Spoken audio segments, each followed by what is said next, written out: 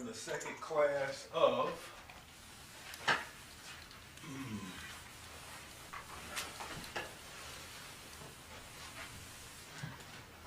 African Spirituality. African Spirituality 1. And tonight we're going to be talking about, make sure I spell this correctly, Chukwunyere Kamalu's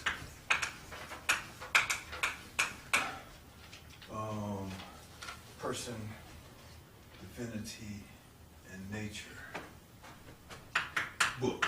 Person, Divinity and Nature.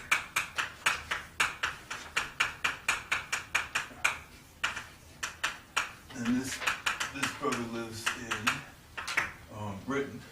He's written a couple of other good books. This one is my favorite of his.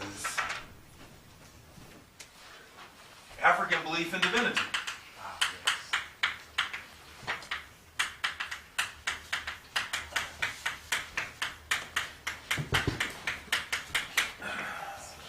African Belief in Divinity.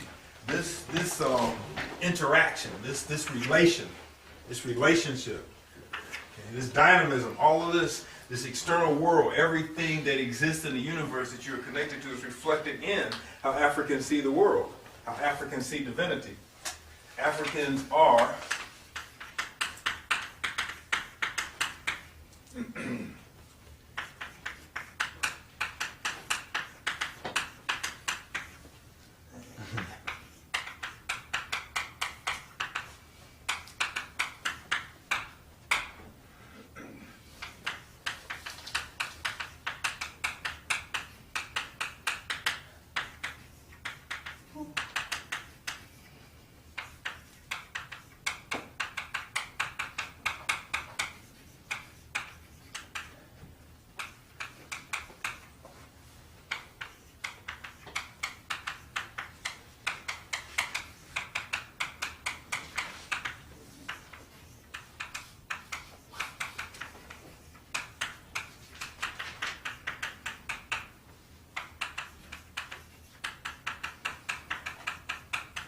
we're all three of these. We're all three of these. Europeans have attempted to their best to pigeonhole us, but we're in all three of those. And what they have attempted to do we're going to talk about that also in a second, is to arrange things in such a way that they are supreme, that they are superior, based upon this model. Okay, so we're all of this. And for African people, these are not contradictory.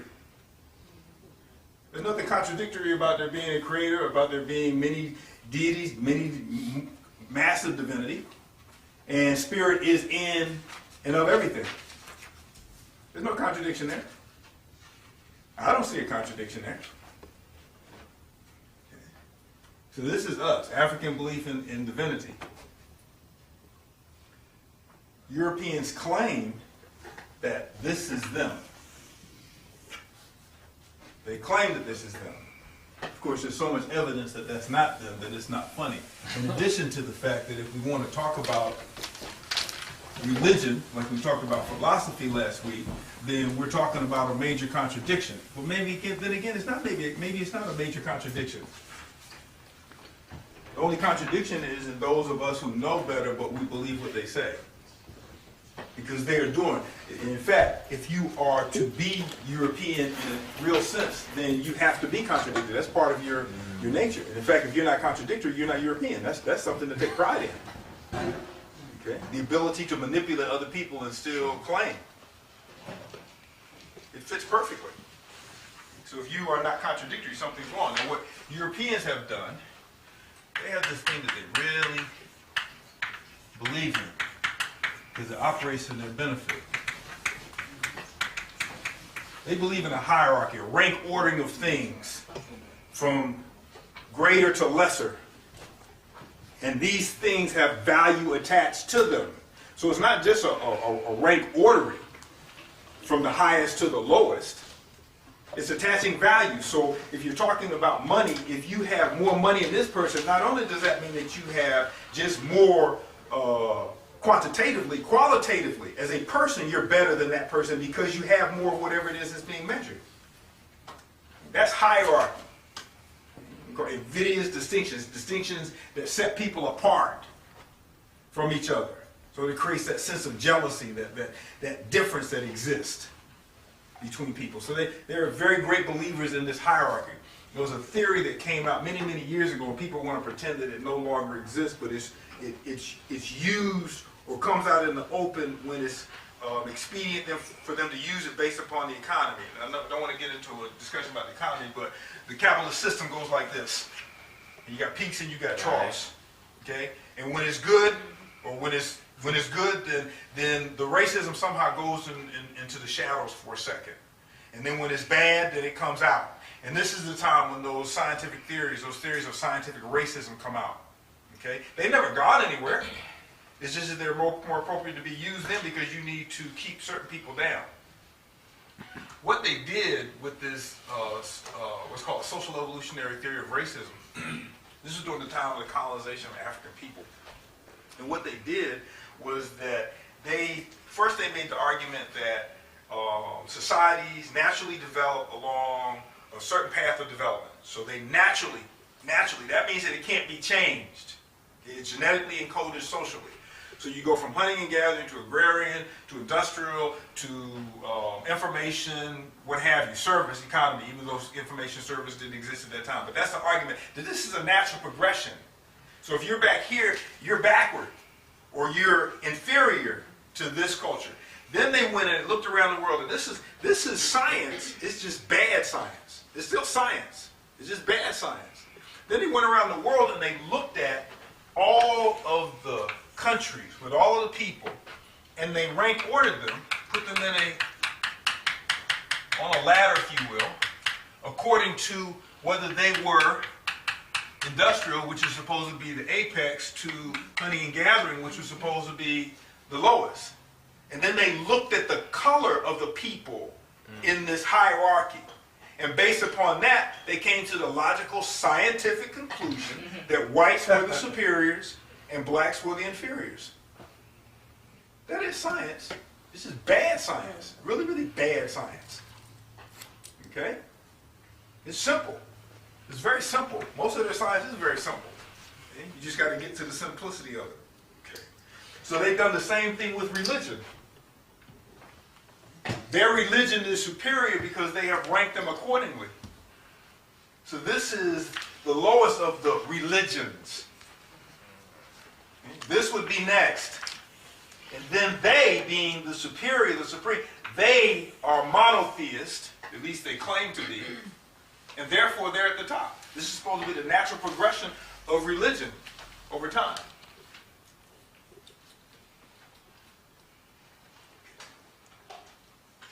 Now, I want to deal with this progress concept for a little bit more. And some folks might say, well, how is this related to spirituality? Well, if you're dealing with spirituality, you're dealing with the spirit of a people, just like you're dealing with the mind of the people. The European people are a nation. African people are a nation. And if you want to know the spirit, then you have to know how they think, how they do things. And this is very important, understanding how they do things. African people tend to be more lateral in our judgments of things. So they can understand difference. So if you had a set of colors, African people would look at it and they would say, okay, this is red and this is different than green, which is different than orange, which is different than blue, but none of them are superior to the other. They're just different colors. Europeans would take this and rank order it. Put an order in terms of what's the best color and what's the worst color.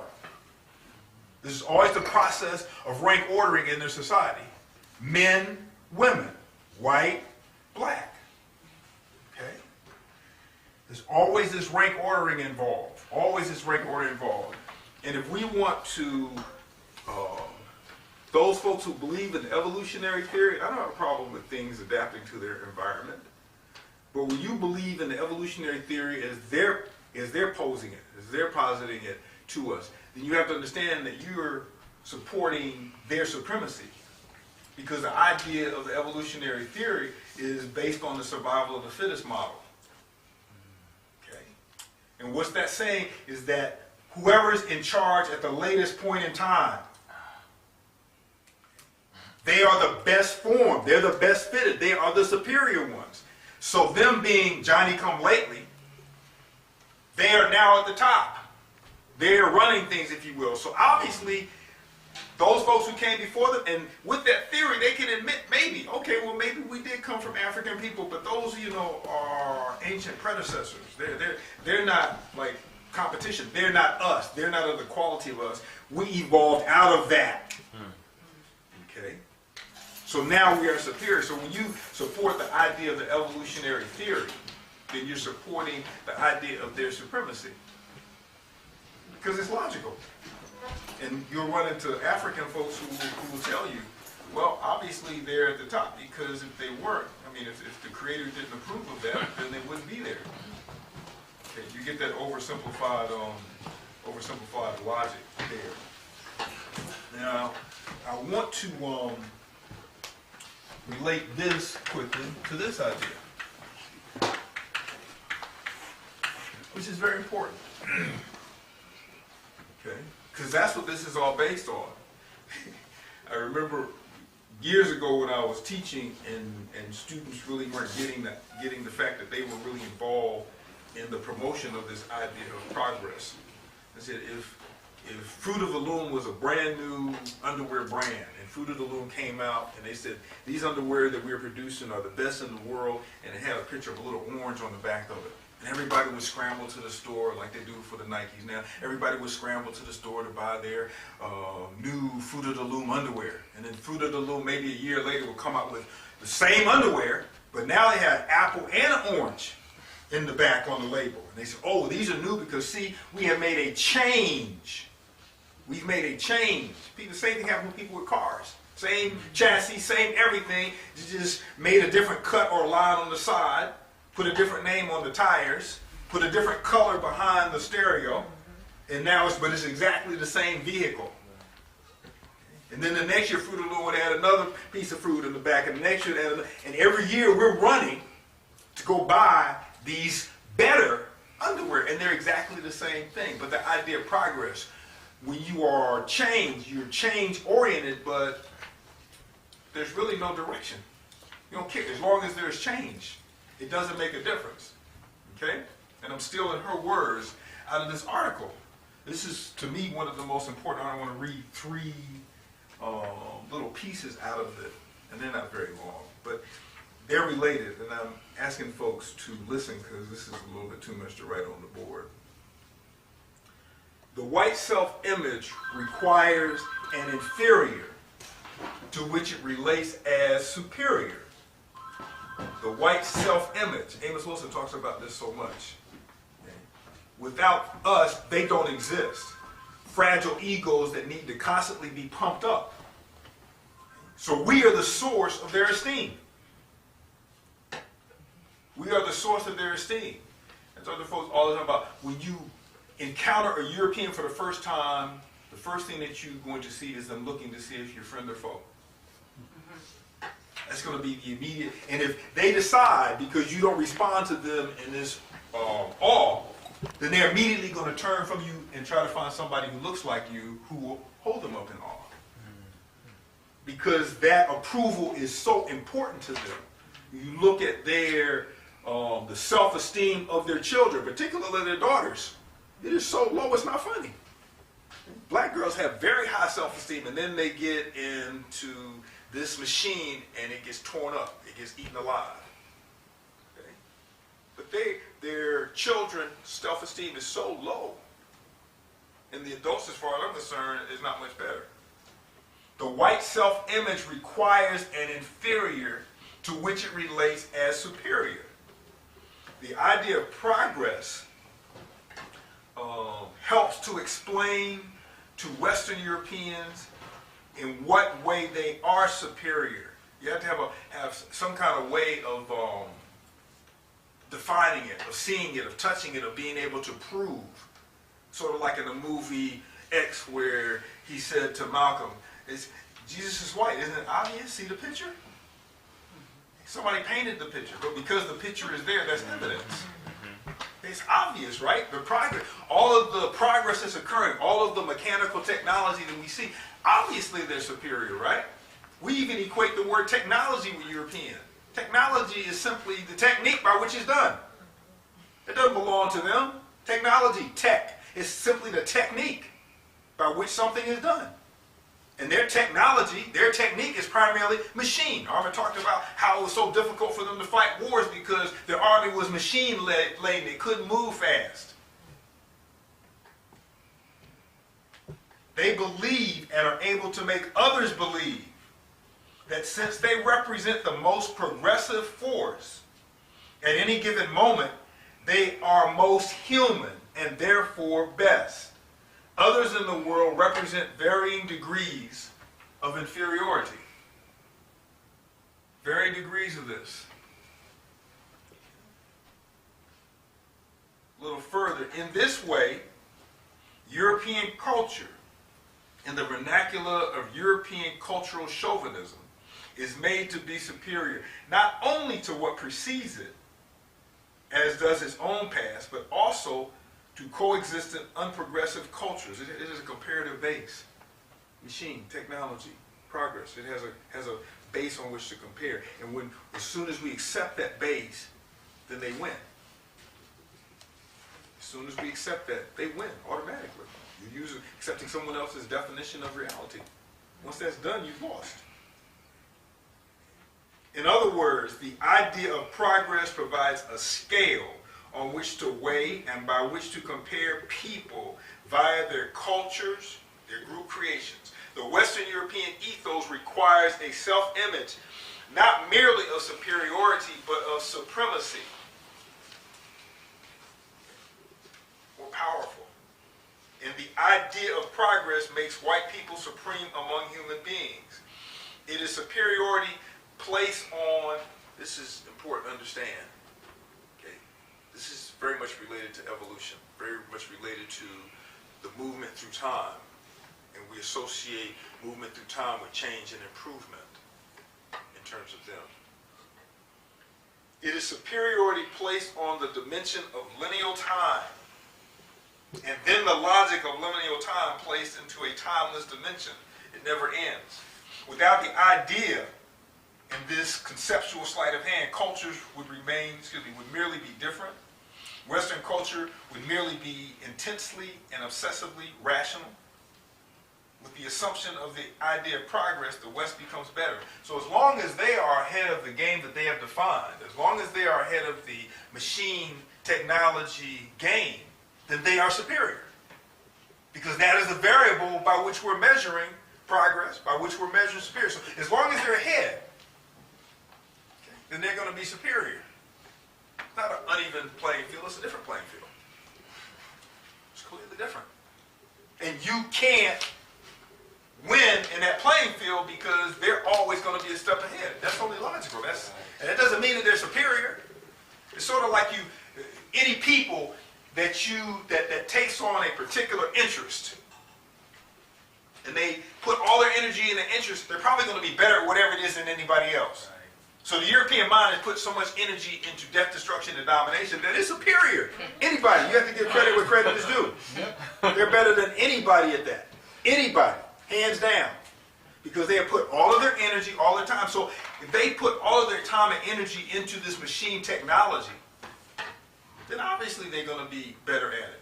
And especially when they go through the process of underdeveloping or de-developing other people relative to this. Okay, the other piece I want to read. Technology provides the model of efficiency, a model which more perfectly than anything imaginable concurs with the philosophy of change. For in the European view, there is no end to efficiency either. No matter how effectively a machine may perform its function, it can always be made more effective and thereby a new and better machine. Progress is in this way proven. Because it's more efficient, even if the efficiency has nothing to do with anything, even if the efficiency is harmful. Even if it just destroys whoever created it, it doesn't make a difference. It's more efficient, therefore it's better. It's more effective in doing whatever it is, therefore it's better. So you go from an atom bomb to a nuclear bomb to a thermonuclear bomb. It's more efficient, it's more effective at killing. When I was in the military in, 76, there were enough nuclear bombs on this planet to kill everybody 7 times. What? What are you going to do with that? Okay. Kill, bring back from the dead. Kill, bring back from the dead. Kill, bring back from the dead. You're going to do this 7 times. Then, this was back in the 70s. This was back in the 70s. Okay. So we have to understand the idea of progress as a weapon. It's a weapon against us. It's a weapon against everybody. It's a weapon against nature. Because when I think about what Europeans have done to us, I don't think about it in terms of heinous crime. This is a crime against the universe. I think crime is an understatement. Okay? What they have done is have created fissures, cracks in the universe, in universal order. They haven't just damaged us. They damaged the universe. That needs to be understood.